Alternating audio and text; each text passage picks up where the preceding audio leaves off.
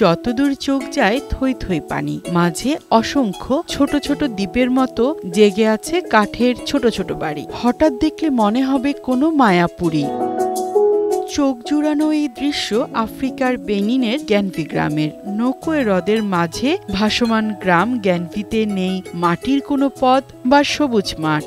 এখানে স্কুল, মসজিদ, রেস্তোরাঁ, petrol pump, চিকিৎসা কেন্দ্র, এমনকি এক বাড়ি থেকে অন্য বাড়িতে যেতেও ব্যবহার করতে হয় নৌকা। গ্যানভি গ্রামের পত্তন হয়েছিল 400 বছরেরও বেশি সময় আগে, 18 শতকের দিকে। সেই সময় আফ্রিকায় দাস ব্যবস্থা ভয়ঙ্কর রূপ নেয়। তখন তফিনু নামে একটি জনগোষ্ঠী ক্রীতদাস ব্যবসায়ীদের হাত থেকে নিজেদের রক্ষার অভিনব পথ বেছে নেয়। তাদের ধর্মীয় বিশ্বাস ছিল পানির উপর ঘর করলে কেউ আক্রমণ করতে পারবে না। সেই বিশ্বাস থেকেই তফিনু জনগোষ্ঠী পানির উপর গড়ে তোলে ভাসমান গ্রাম গ্যানভি, যার অর্থ আমরা বেঁচে গেছি।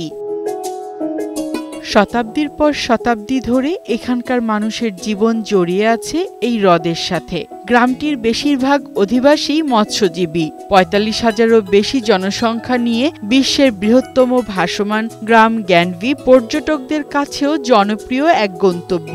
প্রতিনিয়ত এখানে ভিড় করেন হাজারো পর্যটক। তবে বাড়তি পর্যটক এই গ্রামের জন্য বিপদও বয়ে আনছে। মানুষের অতিরিক্ত চাপে বিরূপ প্রভাব পড়ছে এখানকার প্রাকৃতিক পরিবেশে। সেই সাথে পর্যটনের উন্নয়নের নামে ইটপাথরের স্থাপনা তৈরির কারণে হারিয়ে যাচ্ছে এখানকার ঐতিহ্যবাহী কাঠের ঘর বাড়িও। ফারহানা শিমু, বৈশাখী সংবাদ।